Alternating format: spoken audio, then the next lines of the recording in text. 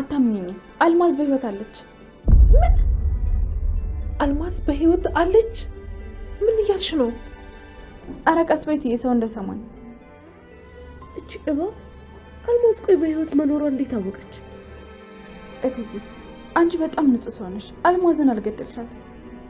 ማንም ሰው ከዚህ በኋላ አንቺ ማስፈራራት አይችልም። አንቺ ልጅ በቃ አታርፊ ማለት ነው። ሁሌ በማያገባሽ እየገባሽ ነገር ትበጠብጫለሽ። አሁን ግን ብሌን በቀላሉ አንላቀቅም፣ እገልሻለሁ። ደስ አይልም? ከዚህ በኋላ መጨነቅ ብሎ ነገር የለም። ሲጀመር እኔ መጀመሪያውንም ጠርጥሬ ነበር። ሆን ብለው አንቺን አስፈራርተው ገንዘብ ለመቀበል የፈጠሩት ታሪክ ነው። ብሌንዬ አንቺ ለእኔ ሁሌም እንደተጨነቅሽ ነው። በጣም ነው የማመሰግነው። አንቺ እኮ ለእኔ እናቴ ማለት ነሽ። የአንቺን ንጹህነት ለማረጋገጥ ደግሞ ምንም ነገር አደርጋለሁ።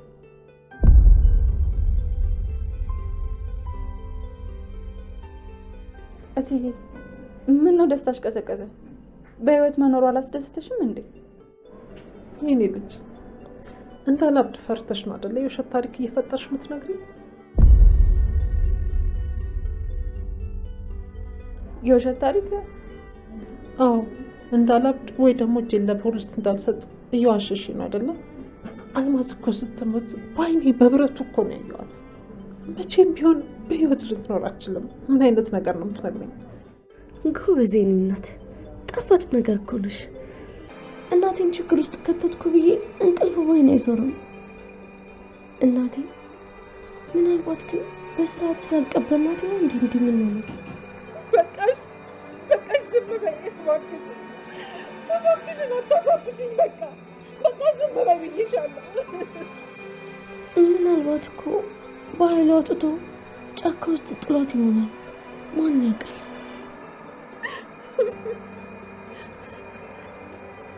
አውሬ በልቷት ቢሆንስ? ጅብም ደግሞ በልቷት ሊሆን ይችላል።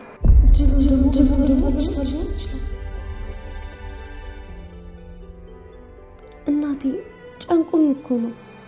ብታይ አልማዝ ሁሌ በህልሜ እየመጣች አንቺና እናትሽ ነፍሴን አጥፍታችሁታል፣ ነፍሰ ገዳዮች ናችሁ ትለኛለች። ጭራሽ ውሸት ነው። እሷ እንደዚህ አትልም። ውሸትሽን ነው። ዝም በይ ቢያንስ። ሰላም ውዴ ቻናል የቤተሰቦች እንዴት ናችሁልኝ? እንኳን ወደ እኔ ቻናል በሰላም መጣችሁ። ደህና ናችሁ ወይ? በአደራ ድራማ በባለፈው ክፍል ላይ እንግዲህ ብሌን የአልማዝ ቤተሰቦች ጋር ስልክ ደውላ ነበረ። ታዲያ እንግዲህ የአልማዝ እህት አልማዝን ፈልጌ ነበረ ስትላት ቆይ ልጥራልሽ ብላት ነበረ።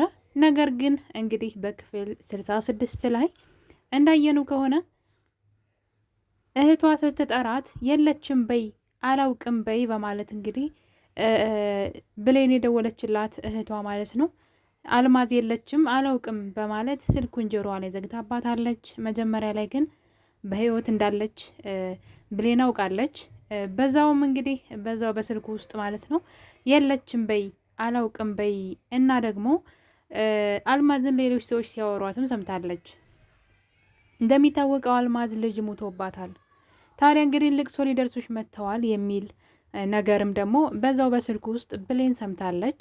በጣም ደስ የሚለው ነገር ማለት ነው የራሷንም ድምፅ ሰምታለች። ነገር ግን ለብሌን እንደማያውቋትና እንደሌለች ጭራሽ የለችም በማለት ስልኩን ዘግተውባታል። ያ ማለት እንግዲህ እህቷ የአልማዝን መደበቅም ሆነ ለበኃይሉ እየሰራች እንደሆነ እንደ ሞተች እንዲታሰብ እያደረገች እንደሆነ አታውቅም።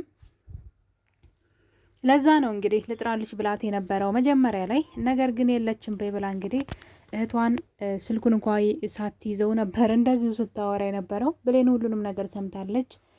ታዲያ እንግዲህ ከዚህ ነገር በኋላ ቃል አቶ በኃይሉ ጋር በድጋሚ ሄዳለች። ከአቶ በኃይሉ ጋር በድጋሚ ከከዳችው በኋላ እንግዲህ ከእህቱ ጋር ጣልታ በጣም ብዙ ነገር አድርጋ የቻለችውን ነገር ሁሉ አድርጋ በኃይሉን ከህይወቱ አስወጥተው ነበረ።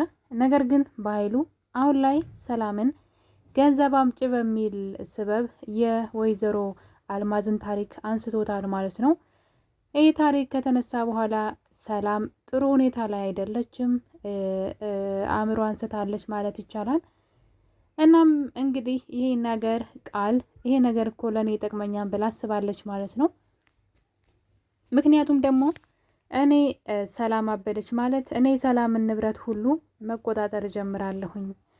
ስለዚህ እሷ ማበር ለእኔ ጥቅም አለው በማለት መጀመሪያ ላይ አቶ በኃይሉ ይህን ነገር ሰላም ውስጧ ተረብሾና ፈርታ ገንዘብ እንድትሰጠው ነው እንግዲህ ቤቷ ላይ በቀይ ቀለም አንቺ የአልማዝ ገዳይ አልማዝን ገለሻታን የሚል ጽሑፍ ተጽፎ አለ። እሱን ነገር ካየች በኋላ ነው እንግዲህ ወይዘሮ ሰላም ራሷን የሳተችው ወይም ደግሞ ጥሩ ሁኔታ ላይ ያልሆነችውና የአእምሮ መታወክ የገጠማት። ታዲያ ቃል በሰዓቱ ይሄ ነገር የበኃይሉ ስራ ነው፣ ስለዚህ በጎን ገንዘቡን ሊያሸሽ ነው ማለት ነው፣ በዚያ አስፈራርቶ ብላ በኃይሉ ጋር ሄዳ ነበረ አብረው እንዲሰሩ። እንግዲህ አይን አውጣ ናት። በጣም የሚገርም ያደረገችበት ነገር ሁሉ ረስታ በክህደት እንግዲህ የዲኤንኤን ውጤቱን በመቀየር ብቻዋን ማለት ነው እኔ ሰላም ልጅ ነኝ እውነተኛ ልጇ ነኝ በማለት እንግዲህ በኃይሉን ሳይቀር ክደዋለች። እና ይህን ነገር እንግዲህ አሁን ላይ ደግሞ እንደሚጠቅማት ስላወቀች ይቅርታ ጠይቀዋለች ሂዳ ማለት ነው አብረው እንዲሰሩ። ታዲያ የሰላምን ማበዷንና ጤናማ ለመሆኗን ተጠቅሜ እኔ እሷን ንብረት መቆጣጠርና ማስተዳደር ጀምራለሁ፣ ስለዚህ ለእኔ ይጠቅመኛል ብላ ሀሳቧን ቀይራለች ቃል። መጀመሪያ ላይ ግን በኃይሉ ልትናገረው ነበር የሄደችው። ምክንያቱም በኃይሉ ገንዘቡን ያሸሻን ብላ ስለፈራች ነበረ። አሁን ደግሞ ራሷን ቆም ብላ ስታስበው የሰላም ጤና ማጣት ለእሷ እንደሚጠቅማት ስላወቀች እንግዲህ የህግ አካላቶችን ደውላ ስታማክር ነበረ። አንዲት ሴት ልጇ የእሷ ታማሚ ከሆነችና ሕክምናው ማለት የውጤት እንደዚህ ችግር ላይ እንደሆነች እንደታመመች የሚያሳይ ወረቀት ካመጣች የሕክምና ወረቀት ሙሉ ለሙሉ ንብረቷን ማስተዳደር በህግ የተፈቀደላት እንደሆነ እንግዲህ የህግ አካል የተባለው ሰው ነግሯታል። ታዲያ ልጅ መሆን ግን ትክክለኛ ልጅ መሆንሽ መረጋገጥ አለበት ሲላት የዲኤንኤን ውጤት የቅርብ ጊዜ እንዳላት እየተናገረች ነው። ታዲያ እንግዲህ ህጉ ምን ይላል? እሷ ታማሚ ናት ከተባለ እኔ እሷን ንብረት ተቆጣጥሬ ማስተዳደር እችላለሁ ወይ በእሷ ስም ብላ ነው እንግዲህ ልጅ እንደመሆኔ በማለት የራሷን አዲስ ሀሳብ ይዛ መጣለች ቃል ማለት ነው። ታዲያ እንግዲህ ሰላምን ከዚህ በላይ ማሳበድ እንዳለባትና ጭራሽ ራሷን እንዳትሆን አብዳ ጨርቋን ጥላ ከቤት እንድትሄድላት ነው የምትፈልገው። ይህን ነገር እንግዲህ ቃል ካሰበች በኋላ ቀጥታ ወደ ሰላም ሄዳ ነበረ። ሰላም ጥሩ ሁኔታ ላይ አይደለችም። ታዲያ ቃል ገብታ ሆን ብላ እንግዲህ ስለ አልማዝ እያነሳች በእኔ ምክንያት ነፍሰ ገዳይ ሆንሽ፣ በእኔ ምክንያት ወንጀለኛ ሆንሽ እያለች የሰላምን አእምሮ መበጥበጥ ጀምራለች ቃል ማለት ነው። ቃል ሰላምም እንግዲህ በነገሩ በጣም ኦቨር ከበፊቱ በጣም እየባሰባት መጥቷል። ምንም ነገር ማሰብ እየቻለች አይደለም። ይህን አጋጣሚ ተጠቅማ ቃል እንግዲህ የእሷን ንብረት ለማስተዳደር ወይም ደግሞ ለራሷ ለማድረግ ማለት ነው። በጣም ደፋር ናት። ግን በኃይሉን እንዴት እንዳልፈራቸው አላውቅም። በኃይሉ በቀላሉ አይለቃትም፣ አይፋታትም። እገልሻለሁ እያለ እያስፈራራት ራሱ በድፍረት ነው እንግዲህ እየኖረች ያለ። አሁን ላይ የሰላም ሁኔታ በጣም ነው የሚያናድደው። ሰላም ጠንካራ መሆን ሲገባት፣ በዛ ላይ ደግሞ ወንጀለኛ ነኝ ሰው ገድያለሁ ብላ ካሰበች ደግሞ ቀጥታ እጇን መስጠት ሲገባት እንደዚህ መሆኑ በደንብ ለጥላቶቿ በር እየከፈተች ነው ያለችበት ሁኔታ ማለት ነው። ግን በጣም ነው ያሳዘነችኝ። የምሬን ነው የምላችሁ። ያው አጋጣሚዎቹና ነገሮች ለቃል እንግዲህ አመች ናቸው ሁልጊዜም። ነገር ግን በጣም በሚገርም ሁኔታ ቃል ሁለት እርምጃ እንኳን አትራመድም። ያገኘችውን እድል ለመጠቀም ስትጓዝ ወዲያው ነው የሚከሽፍባት። እኔ ለምን እንደሆነ አላውቅም። ብዙ ጊዜ ብዙ እድሎችን አግኝታለች፣ በጣም ብዙ እድሎችን። ነገር ግን እስካሁን ድረስ ከሰላም አንዳች ነገር አላገኘችም። ይህን ሁሉ ነገር ለፍታ በኃይሉን እስከ መጨረሻው እስር ቤት አስገባሁት ብላ ነበረ። ምክንያቱም ወንጀሉ እስከ መጨረሻው እዛው የሚያበሰብሰው ነበር እንግዲህ። ነገር ግን በኃይሉ ከእስር ቤት ወጣ። ይህ ማለት እቅዶቿ ሁሉ እየተሳኩላት አይደለም ማለት ነው። ለብሌን እናት ብላ አልማዝን አመጣች። ግን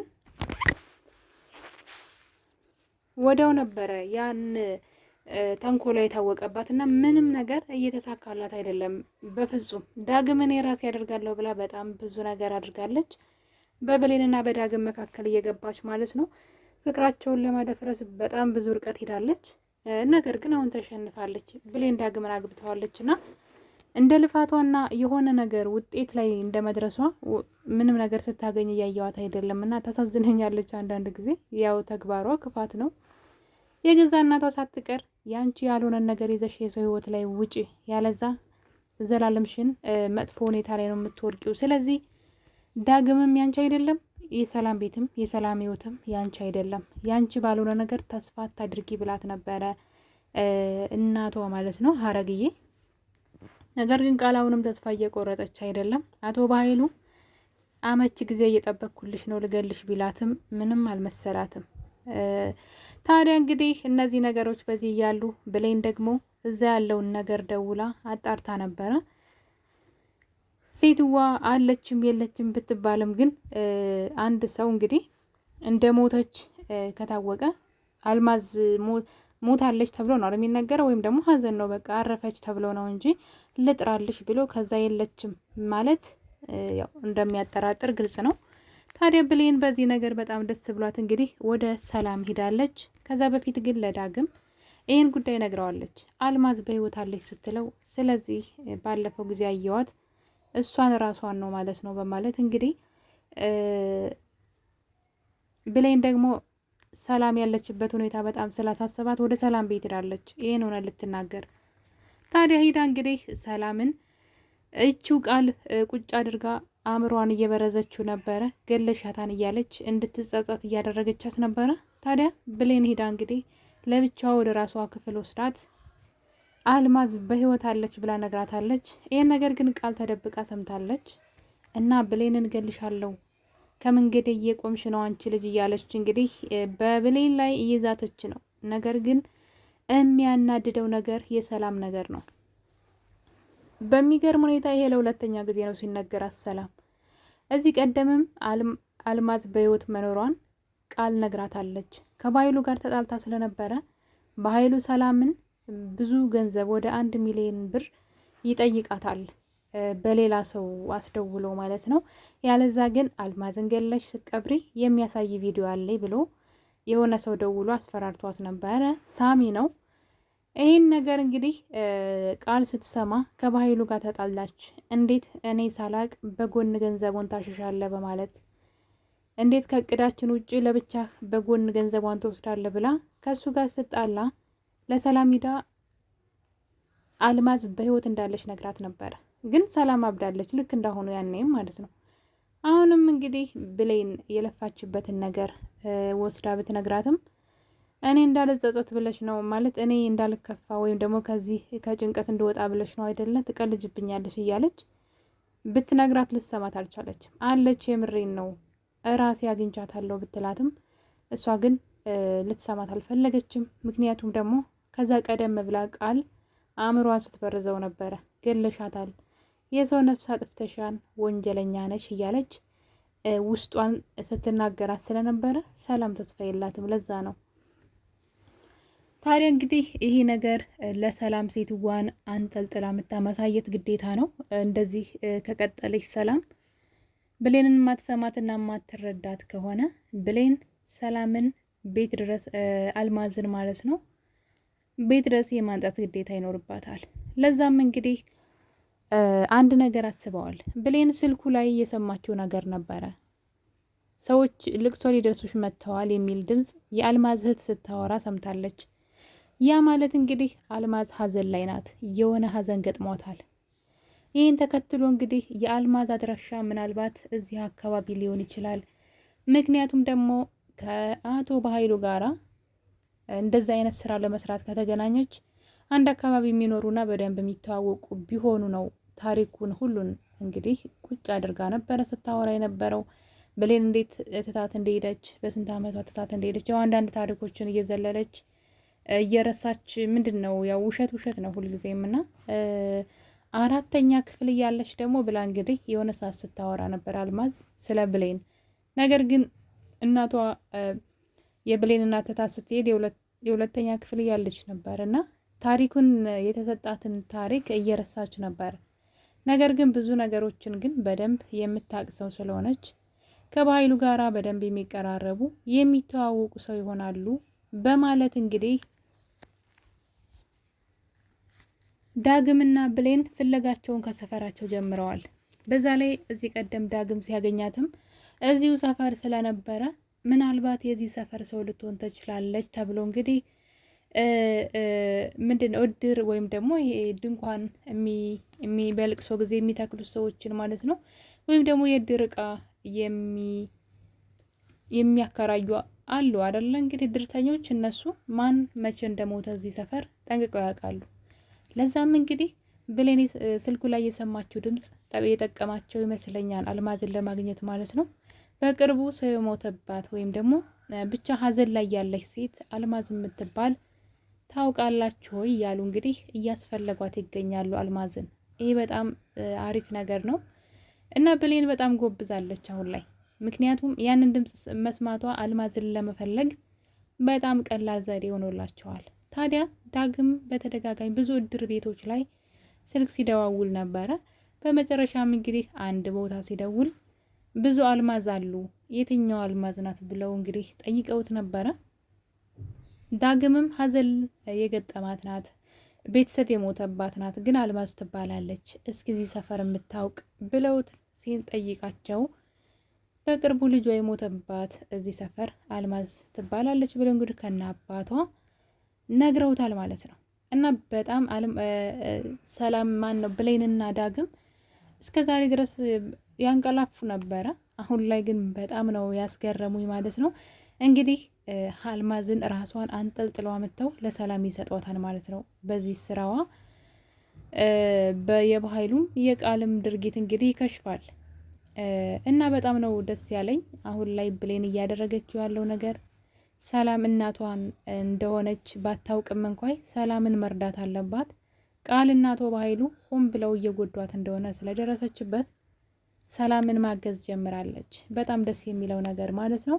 እና ውድ ቤተሰቦቼ እንግዲህ አደራ ድራማ ክፍል 66 ትረካችን ይመስል ነበረ። በክፍል 67 እስከምንገናኝ ድረስ ቸር ቆዩልኝ።